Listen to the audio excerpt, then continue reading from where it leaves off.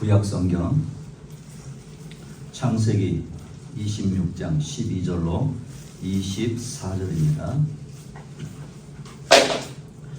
이삭이 그 땅에서 농사하여 그 해에 100배나 얻었고 여호와께서 복을 주심으로 양과 소가 떼를 이루고 종이 심이 많으므로 블레셋 사람이 그를 시기하여 그 아버지 아브라함 때에 그 아버지의 종들이 판 모든 우물을 막고 흙으로 메웠더라. 아비멜렉이 이삭에게 이르되 내가 우리보다 크게 강성한즉 우리를 떠나라. 이삭이 그곳을 떠나 그를 골짜기에 장막을 치고 거기 거류하며 그 아버지 아브라함 때에 팠던 우물들을 다시 팠으니 이는 아브라함이 죽은 후에 블레셋 사람이 그 우물을 메웠음이라. 이삭이 그 우물들의 이름을 그의 아버지가 부르던 이름으로 불렀더라. 이삭의 종들이 골짜기를 파서 생 근원을 얻었더니 그랄 목자들이 이삭의 목자와 다투어 이르되 이 물은 우리의 것이라 하며 이삭이 그 다툼으로 말미암아 그 우물 이름을 에색이라 하였으며 또 다른 우물을 팠더니 그들이 또 다툼으로 그 이름을 신나라 하였으며 이삭이 거기서 옮겨 다른 우물을 팠더니 그들이 다투지 아니하였으므로 그 이름을 르호봇이라 하여 이르되 이제는 여호와께서 우리를 위하여 넓게 하셨으니 이 땅에서 우리가 번성하리로다 하였더라. 이삭이 거기서부터 브엘세바로 올라갔더니 같이 봅니다. 그 밤에 여호와께서 그에게 나타나 이르시되 나는 내 아버지 아브라함의 하나님이니 두려워하지 말라. 내 종 아브라함을 위하여 내가 너와 함께 있어 내게 복을 주어 내 자손이 번성하게 하리라 하신지라. 아멘. 자, 오늘 제목을 이렇게 여러분이 좀 상기를 하시면 이런 부분이겠구나 라고 하는 부분을 볼 수 있으니까 제목을 한번 따라합니다. 순종과 화평케 하는 사람 이삭입니다. 네, 자, 이삭에 대한 이야기인데 뭐라고요? 순종. 또 하나는요? 그렇죠. 우리가 신앙생활을 하면서 여러 가지 질문이 생길 수 있다고 말씀드렸어요. 질문. 특히 우리 젊은이들은 더 그럴 수 있습니다. 말씀도요, 덮어덮고 믿으면 돼. 사실은 그게 이제는 우리 젊은이들에게는 통하지 않죠. 그렇죠? 그러니까 연구하고요, 답을 찾는 태도가 있어야 됩니다. 그래야 발전을 하게 되는 겁니다. 그런데 이런 질문이 있는 것은 좋은데 전제가 있어야 돼요. 전제. 무슨 말이냐면 그것은요, 창조주 하나님, 통치하시는 하나님에 대한 태도입니다. 태도. 만약에 여러분 자녀가요 부모에게 질문이 많단 말이에요. 근데 질문할 때 아주 대들고 따지기만 하고 무례하게 한다. 부모 마음이 어떨까요? 안 돼보셔서 잘 모르시겠어요? 만약에 자식이 부모한테 질문이 있는데 문제는 아주 무례한 태도를 가지고 그런다. 그럼 어떠시겠어요? 그냥 속상할 정도가 안 될 겁니다. 그러면 안 되죠. 그렇죠? 그러면서 여러분 보십시오. 조금 헷갈리고 불신앙적인 태도를 가지고 대할 수 있는 문제가 바로 이런 부분이란 말이에요. 하나님은 역사의 주관자로서 모든 것을 통치하시고 보존하시고 당신의 뜻과 계획에 따라 인도하신다. 그것까지는 내가 믿는데 그러면 인간은 뭐 하느냐 이거예요. 하나님이 모든 것을 당신의 뜻대로 인도해 가시는데 그러면 인간은 뭐 합니까? 이렇게 할 수 있다는 거예요. 심지어는요, 아무것도 할 수 없지 않느냐라고 생각할 수도 있습니다. 그러나 이것은 오해 중에 오해입니다. 왜냐하면 하나님은 인격적이시고 우리를 인격적인 존재로 만드셨기 때문에 그렇습니다. 할렐루야.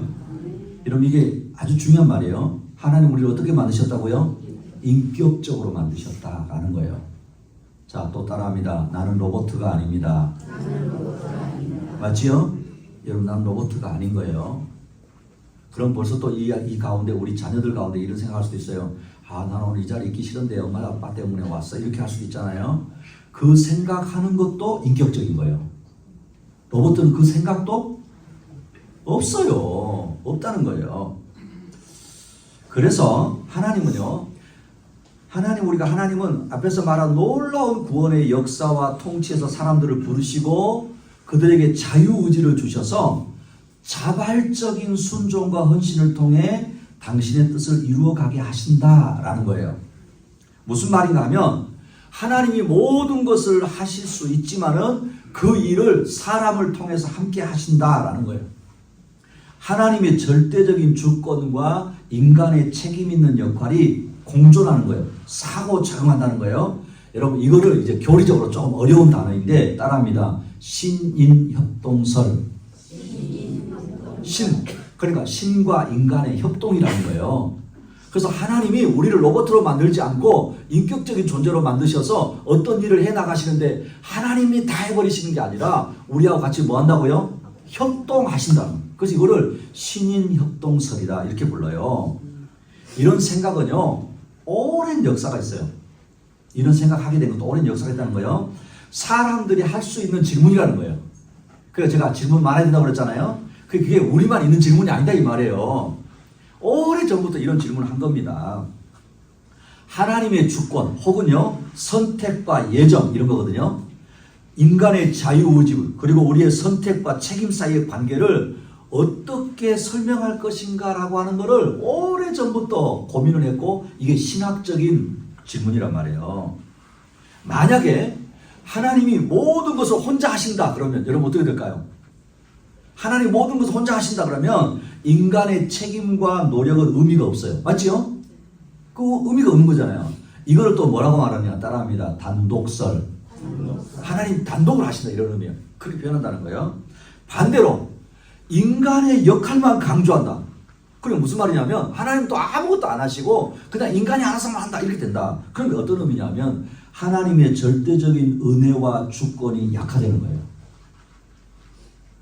그래서 우리가 신인협동설의 예를 들면은요, 한번 여러분 이미 이제 우리가 지나왔거든요. 노아 홍수를 생각해 보세요. 하나님께서 죄악이 관영한 것을 보시고 노아에게 방주를 만들 설계도와 명령을 주셨죠. 그렇죠? 그리고 심판과 구원의 계획과 시작은 전적으로 하나님 하셨어요. 이건 하나님의 주권에 속하는 거예요. 그리고 노아가 하나님의 명령에 뭐 했어요? 순종하여 믿음으로 방주를 지었습니다. 하나님의 말씀에 순종하고 행동으로 책임을 다한 거예요. 그러니까 노아의 순종이 없었다면 구원의 역사는 다른 방식으로 진행됐을 거예요.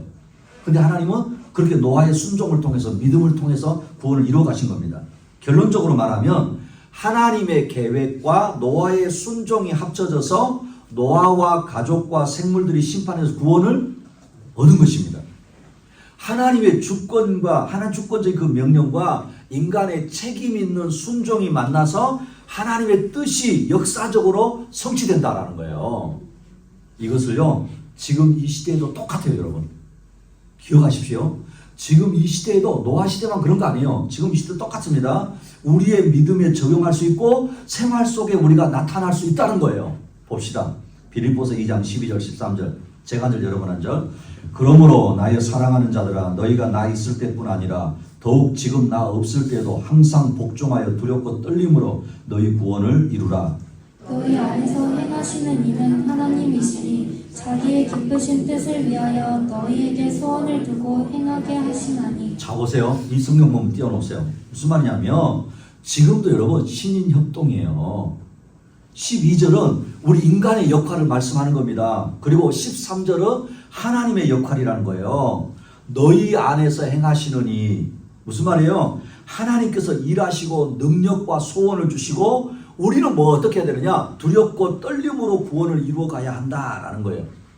이 말은 주어진 은혜 안에서 구원에 합당한 삶을 살기 위해서 힘써 노력하라는 거예요. 할렐루야.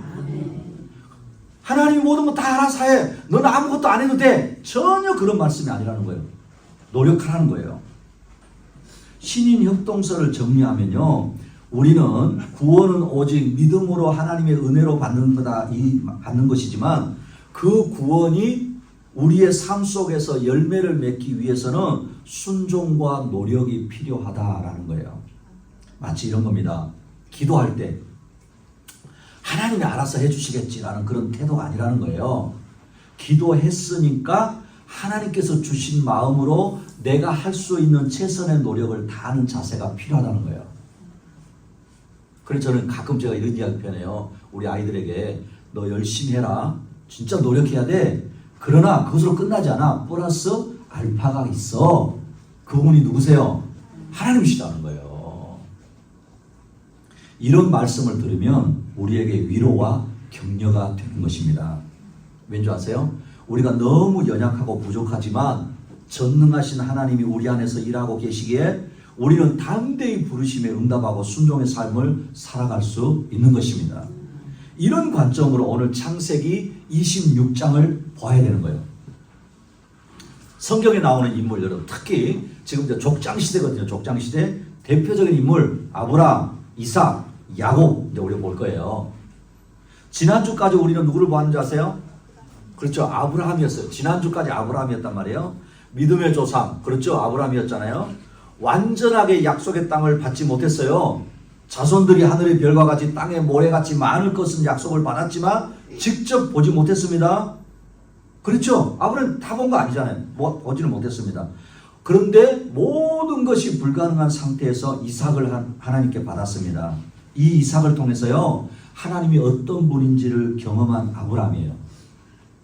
사랑하는 우리 하경교회 식구 여러분, 여러분에게도 이런 은혜가 있기를 축복합니다. 하나님을 경험해야 됩니다. 그러나 아브라함이 직접 눈으로는 약속은 받았는데 확인된 건 아무것도 없었던 거예요. 근데 유일하게 아브라함이 받은 게 뭐냐? 자기가 불가능한 거 알았잖아요. 이삭을 낳을 수 없다는 거 알았잖아요. 자기도 알고 아내 사라도 알았잖아요. 근데 하나님 주셨어요? 안 주셨어요? 주셨잖아요. 그 아브라함은 하나님을 경험한 거예요. 그래서 이 이삭을 통해서 하나님이 어떤 분인지를 경험한 아브라함은 모든 것이 미완성인 상태로 눈을 감았어요. 눈은 감았지만 그 죽음은요, 하나님의 약속에 대한 믿음으로 죽은 거예요. 그래서 아브라함은 마지막까지 믿음의 설교를 우리에게 남긴 겁니다. 아버지 아브라함의 그늘에 가려진 듯 했던 이삭이에요. 이삭이제. 왜냐하면 아버지가 워낙 유명한 분이니까. 그러니까 아버지의 가려진 누구처럼 보이는 거예요? 이삭처럼 보이는 거예요. 그래서 많은 사람들이 주목하지 않을 경우들이 있거든요. 그러나 여러분 잘 보십시오. 어떻게 믿음 생활을 해야 하는지 모범을 보고 싶다고 한다면 바로 이삭의 삶이에요. 할렐루야. 그러니까 아버지의 파란만장한 삶 말고 진짜 주님 안에서 어떻게 사는 게 신앙생활이야, 그것을 보고 싶다고 한다면 누구를 보라고요? 이삭이라는 거. 이삭. 오늘 보지만은요, 이삭은 순종과 화평의 삶을 살았어요. 저는 우리 하경교회 식구들이 이런 은혜를 받기를 축복합니다. 말 그대로 그리스도인의 모습으로 산 사람이 누구예요? 이삭이요. 이삭.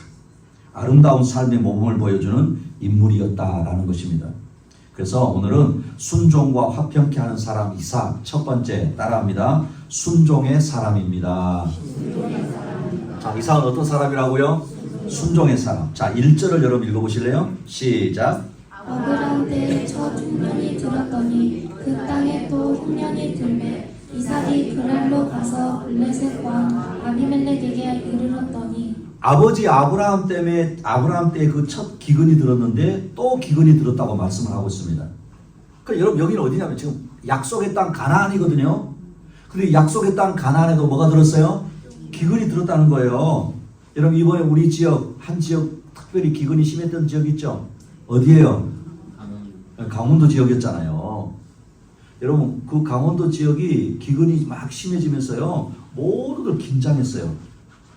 여러분 그런 부분들은 아직은 느끼지 못했지만요, 물이 없으면 살 수 없거든요. 그런데 이 당시 이삭이 살았던 이 당시의 기근은 생존의 문제였어요. 그래서 가장 현실적인 대안이 뭐냐면 이 가나안 지역에 기근이 들잖아요. 생존의 문제니까 가장 현실적인 이 문제를 해결하는 방법이 뭐냐면 밑으로 내려가서 애굽, 이집트로 내려가는 거예요. 여러분 이집트 하면 무슨 강이죠? 그 나일강이 있잖아요. 이집트는 마를 날이 없거든요. 그래서 아브라함도 어디로 내려간다 아세요? 애굽으로 내려갔어요. 믿음의 조상들이 하나님을 잘 믿고 살면서 만난 고난이었어요. 그러니까 여러분 보십시오. 이렇게 보면은 그리스도인에게만 고난이 비켜가는 것 아니에요. 믿음의 조상들도 믿음으로 살았는데 고난을 만났다라는 거예요. 이럴 때 우리의 마음의 자세와 태도가 어떠한지가 중요합니다. 자, 이제는 여러분 역사를 우리가 두 가지 관점으로 본다고 그랬죠? 세속사, 그죠? 그리고 하나는 뭐라고요? 구속사라고 그랬잖아요. 그러니까 세속사만 알고 있는 사람이라면 당연히 세상 사람처럼 말하겠지만 구속사를 믿는 하나님의 자녀라고 한다면 고난보다도 고난 뒤에 더 크신 하나님과 그분의 사랑이 있는 것을 믿는 것입니다. 할렐루야. 이런 믿음과 확신이 있는 사람의 고백이 있어요. 자, 여러분 로마서 8장 16절 18절 제가 한 절 여러분 한 절. 성령이 친히 우리의 영과 더불어 우리가 하나님의 자녀인 것을 증언하시나니 자녀이면 또한 상속자 곧 하나님의 상속자요 그리스도와 함께한 상속자니 우리가 그와 함께 영광을 받기 위하여 고난도 함께 받아야 합니다. 계속 읽습니다. 생각하건대 현재의 고난은 장차 우리에게 나타날 영광과 비교할 수 없도다. 아멘. 자 보세요. 하나님의 자녀 성령과 동행하는 고난이라는 게 있다는 거예요. 그 고난은요 장차 얻게 될 영광과 비교할 수가 없다라는 거예요. 그러니까 우리가 지금 때로는 하나님의 자녀로 믿음 생활하면서 고난을 당할 수 있지만 그 고난보다 앞으로 우리에게 주어질 영광은 상상할 수 없을 만큼 놀라운 것이다 라는 거예요. 사랑하는 우리 하경교회 식구 여러분, 지금 혹시라도 내 앞에 어려움이 있으세요? 지금 내 앞에 감당할 수 없을 것 같이 느껴지는 어떤 그런 고난들이 있으십니까? 믿음의 눈을 뜰 수 있기를 축복합니다. 미래에 누릴 영광을 내다볼 수 있으므로 극복해 갈 수 있는 겁니다. 아브라함 때만 아니라 이삭의 때에도 기근이 찾아왔어요. 자, 여러분 그러니까 기근은 현실적인 문제예요. 그렇죠? 기근은 현실적인 문제는 지금 당장 닥쳤으니까. 근데 하나님이 이삭에게 말씀하세요. 자, 2절 읽어보세요. 시작. 애굽으로 내려가지 말고 내가 내게 지시하는 땅에 거주하라. 자, 현실적인 문제가 닥쳤는데 하나님이 이삭에게 나타나서 지금 뭐라고 하시죠? 애굽으로 내려가라? 내려가지 말고 내가 내게 지시하는 땅에 거주하라 라고 명령하십니다. 자, 제가 성경을 읽을 때 항상 누구를 대입하라고요? 나를 대입하는 게 가장 중요하다고 그랬어요. 나를 대입해 보세요. 여러분 같으면 어떠시겠어요? 지금 생존의 문제가 걸려있단 말이에요. 그것도 현실적인 문제가 걸려있단 말이에요. 근데 하나님 뭐라고 하냐면 내가 내게 지시한 땅에 거기 그냥 머물러 내려가지 말고. 고민되시죠? 이삭은요 본능적이고 현실적인 생존의 욕구를 거스리고 하나님의 말씀에 순종하여서 그랄 땅에 머물게 됩니다. 그러니까 순종한 거예요. 하나님 말씀에. 이삭이 이렇게 순종한 거는요 단순한 어떤 윤리적인 행위가 아니에요. 무슨 말이냐면 아우 내가 하나님과 의리가 있지 배신하면 되나 한번 그냥 있어보지 그런 의미가 아니라는 거예요. 하나님의 언약을 신뢰하는 믿음이 있었다는 거예요. 그래서 하나님은요 이삭에게 아브라함에게 주셨던 언약을 이삭에게 죄 확인시켜 주세요. 자, 여러분 4절 5절 제가 여러분 한 절. 내 자손을 하늘의 별과 같이 번성하게 하며 이 모든 땅을 내 자손에게 주리니 내 자손으로 말미암아 천하 만민이 복을 받으리라. 이는 아브라함이 내 말을 순종하고 내 명령과 내 계명과 내 율례와 내 법도를 지켰으니라 하시니라. 보세요.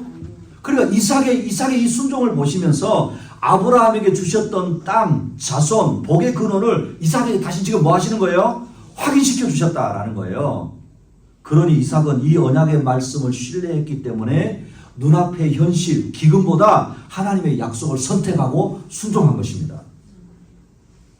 이런 이삭의 순종이 구속사에 있어서 매우 중요한 거예요. 만약에 이삭이 애굽으로 내려갔다면 언약의 땅에 머물러야 할 사명을 저버리는 것이 될 수도 있잖아요. 그렇죠? 근데 이삭의 순종으로 인해서 언약의 계보가 중단되지 않고 마침내 예수 그리스도에까지 이어지게 하는 통로가 된 것입니다. 우리도 삶 속에서요 현실적인 문제 때문에 눈에 보이는 애굽을 선택하려는 유혹을 받을 때가 얼마든지 있을 수 있어요. 우리 이제 젊은이들 같으면 이럴 수 있어요. 야, 너 좀 네가 더 소득 많이 얻을 수 있는데, 네가 더 훨씬 더 좀 이문을 받을 수 있는데 대신에 하나님과 멀어지는 길인 거예요. 그렇겠죠? 또 어떨 수 있습니까? 세상적인 쾌락을 쫓아갈 수는 있는데 하나님과 주님과 멀어지는 길이 있는 거예요. 그게 이런 모습이 될 수 있는 겁니다. 사랑하는 우리 하경교회 식구 여러분, 현실적인 문제, 유혹 앞에서 하나님의 말씀에 귀 기울이고 순종하는 믿음이 있을 수 있기를 축복합니다. 순종과 화평케 하는 사람 이삭. 두 번째는요, 따라합니다. 실수할 수 있습니다. 실수할 수 있습니다. 뭐 할 수 있어요? 실수할 수 있다는 거예요. 놀라운 것은 순종의 사람 이삭이 아버지 아브라함과 똑같은 실수를 반복한다는 거예요. 안타깝지만, 자 여러분 6절 7절 제가 여러분 앉아.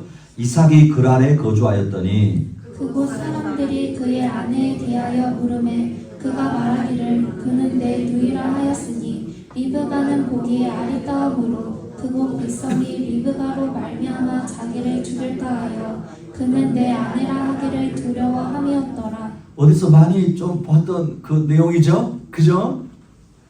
하나님의 말씀에 순종하여서 그랄 땅에 머물렀거든요. 근데 그랄 사람들이 리브가의 아름다운 모습을 보고 자신을 죽일까 두려워서 누이라고 속인 거예요.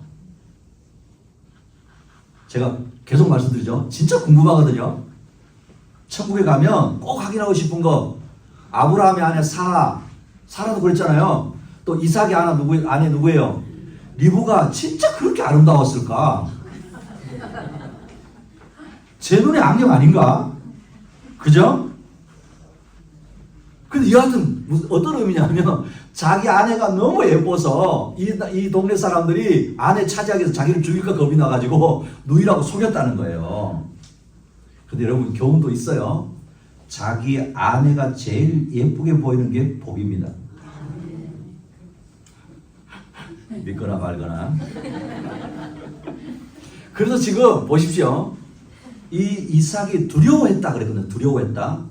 두려워한다는 단어도 성경에 두 가지 의미가 있거든요. 하나님을 경외하는 두려움이라고 하는 단어를 쓸 때 야레라고 하는 히브리어예요.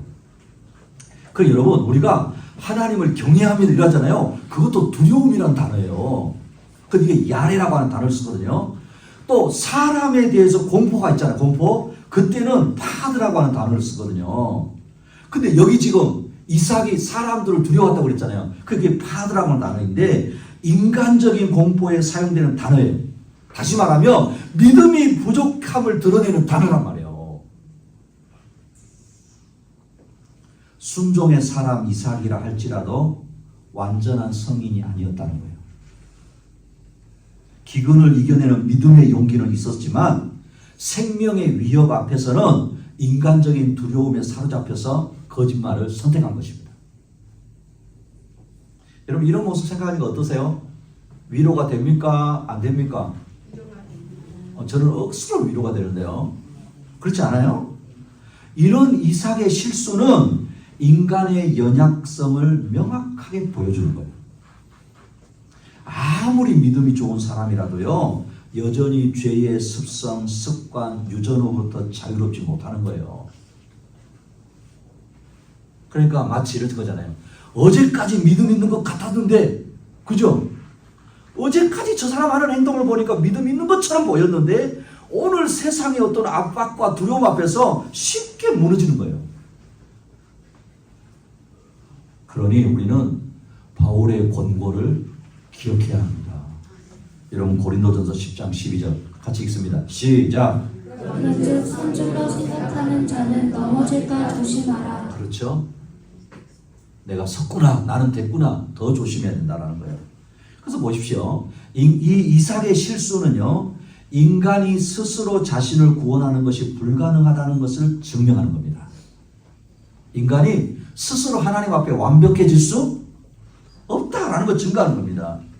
언약의 계보를 이어가는 이삭조차도 스스로 언약의 축복을 지켜낼 능력이 있다 없다?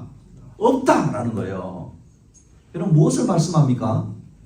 궁극적으로요, 흠없고 죄 없으신 예수 그리스도만이 완전한 순종과 대속을 통해 우리를 구원할 수 있음을 대조적으로 보여주고 있다라는 거예요. 그러니 우리의 완벽한 행위가 아니라 하나님의 신실하심과 그리스도의 완전한 구속에 달려있는 것입니다. 그럼 여러분 이제 보세요. 우리는 신앙생활을 해나가면서 넘어지지 않는 완벽함을 목표로 하기보다는 넘어졌을 때 다시 일어나는 회복의 은혜를 구해야 하는 것입니다. 할렐루야. 이제부터 나는 눈 딱 감고 나는 절대 안 넘어지고 나는 완벽할 거야. 그게 목표가 아니에요. 넘어졌을 때 어떻게 내가 다시 일어나서 주님 바라보고 가지? 그거 봐야 되는 겁니다. 자, 그러면 이삭의 실수에 하나님은 어떻게 하셨을까요? 이삭의 이런 실수를 보시면 하나님 어떻게 하십니까? 자, 9절 10절 제가 한 절 여러분 한 절.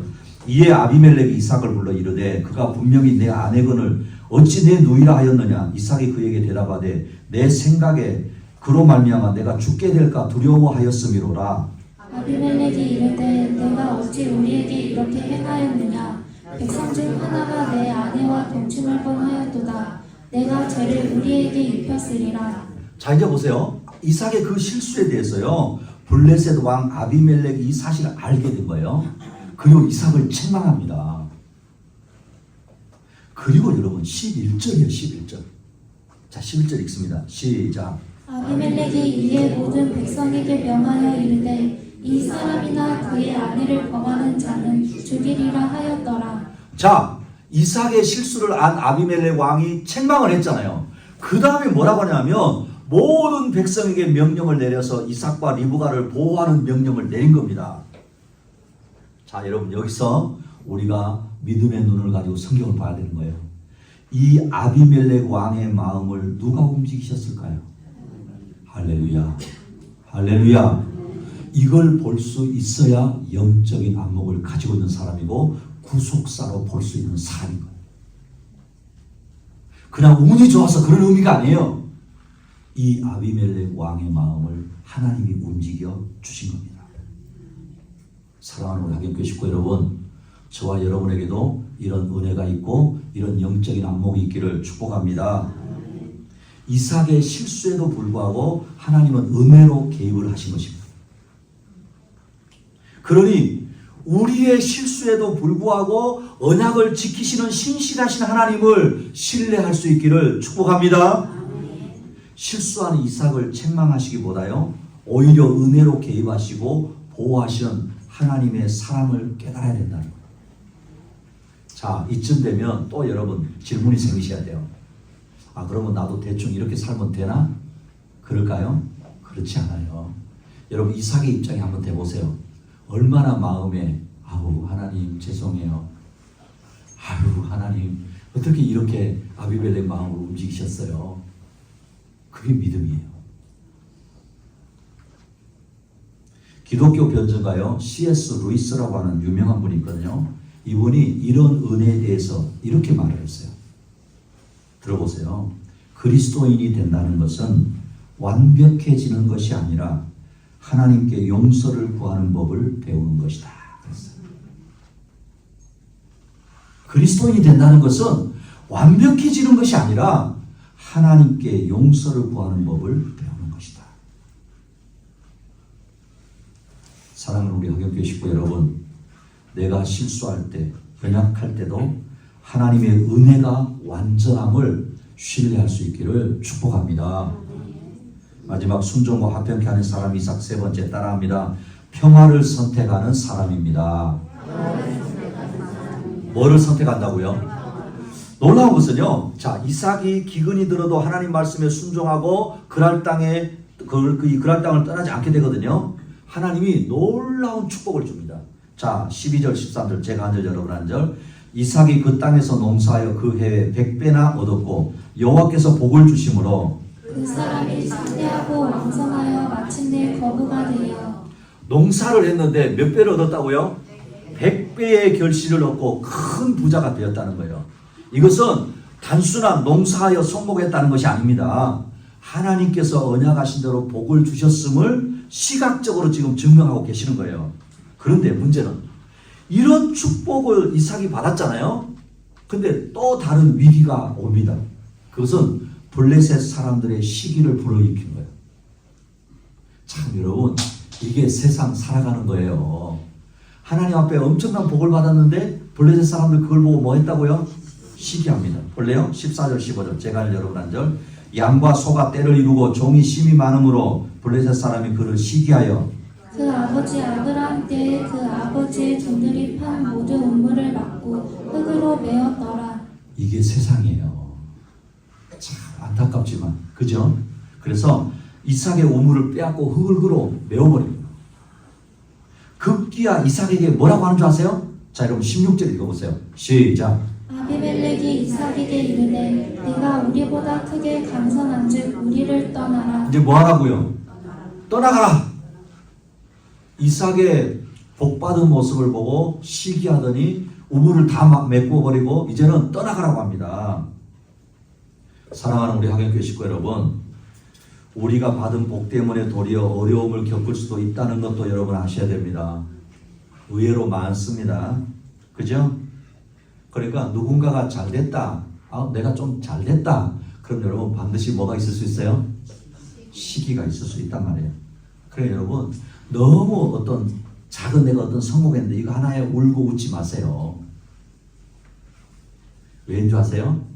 오직 영원한 복의 근원이신 하나님 바라보라는 거예요. 여러분 살아오시면서 어떠세요? 이런 때 있었어요? 없었어요? 저는 몇 번 있었다고 생각해요. 이런 위기와 갈등 앞에서 이삭이 내린 결정이 뭐냐 말이에요. 이런 위기와 갈등 앞에 이삭이 어떻게 했는가 볼까요?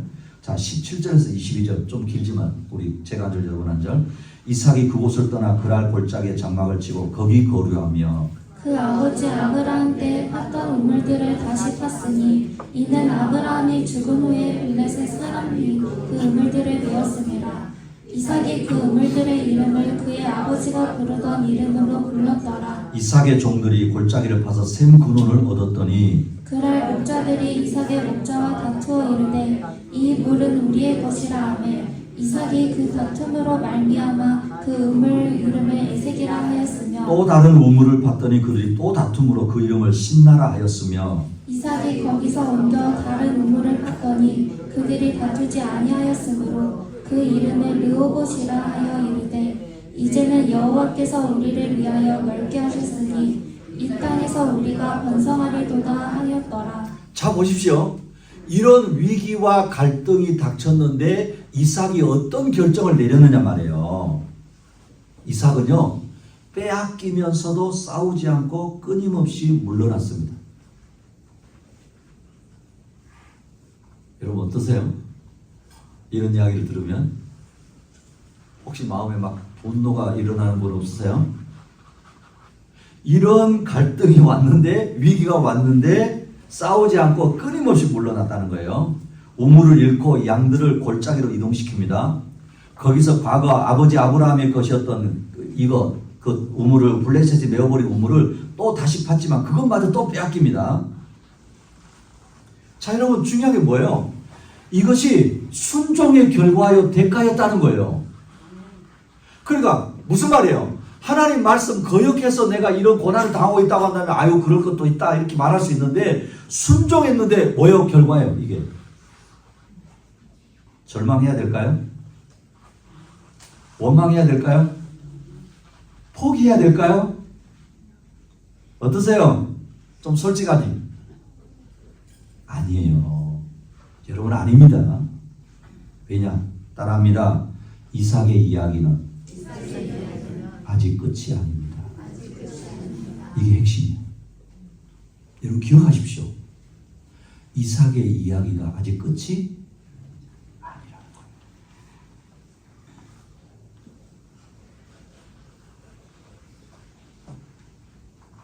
이삭은 블레셋 사람들이 우물을 빼앗을 때마다 싸우고 논쟁하는 것 대신에 관용하고 양보를 선택합니다. 그래서 첫 번째 우물을 에색, 무슨 말이냐면 다툼이라는 뜻이거든요. 두 번째 우물을 대적하다, 원망하게 되다, 신나라고 하는 이름을 붙였어요. 대신 다른 데로 옮겨갑니다. 세 번째 우물 이름을 넓은 장소라는 뜻의 르호봇이라고 붙이고요. 이제는 여호와께서 우리를 위하여 넓게 하셨으니 이 땅에서 우리가 번성할 것이라는 믿음의 고백이 담긴 이름을 붙입니다. 여러분 대단하지 않아요? 정말 대단하지 않아요? 한 번도 아니고 세 번까지 이삭은 싸우지 않고 양보를 합니다. 빼앗기면서도 싸우지 않고 끊임없이 물러났습니다. 여러분 어떻게 이게 가능할까요? 이게 어떻게 가능할까요, 여러분? 이게 어떻게 가능할까요? 그냥 그 사람이 되게 인내심이 크기 때문에 마음이 아량이 넓기 때문에 그럴 수 있을까요? 그렇지 않습니다. 따라합니다. 하나님의 주권과 축복에 대한 확신. 여러분 이삭은 이겁니다. 하나님의 주권과 축복에 대한 확신을 가지고 있는 거예요.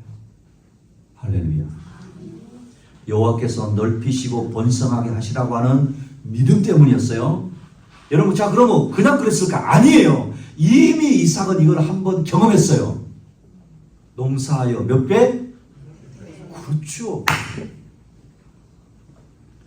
이삭은 이미 경험한 거예요. 하나님은. 이런 확신이 있기 때문에 눈앞의 우물에 연연하지 않았습니다. 왜냐하면 우물을 채우시는 근원적인 축복이 하나님께 있음을 알았기 때문에. 그래서 빼앗긴 우물보다 화평, 평화를 선택한 것입니다. 저와 여러분에게도 이런 믿음이 있기를 축복합니다.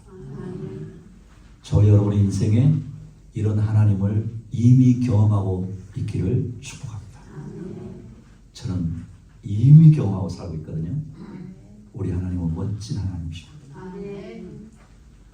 그러니 이런 이삭의 모습은 우리로 화평케 하시는 이로 오실 예수 그리스도의 모습을 예표하는 거예요. 그럼 여러분 그냥 이삭이 아니에요. 우리를 화평케 하러 오실 누구를 예표한다고요? 예수님을 예표하는 겁니다. 예수님은 자신의 권리를 주장하지 않으시고 십자가를 통해 하나님과 죄인된 우리 사이에 막힌 담을 허무시고 화목을 이루셨다라고 말씀을 합니다. 로마서 5장 10절 읽으실래요? 시작.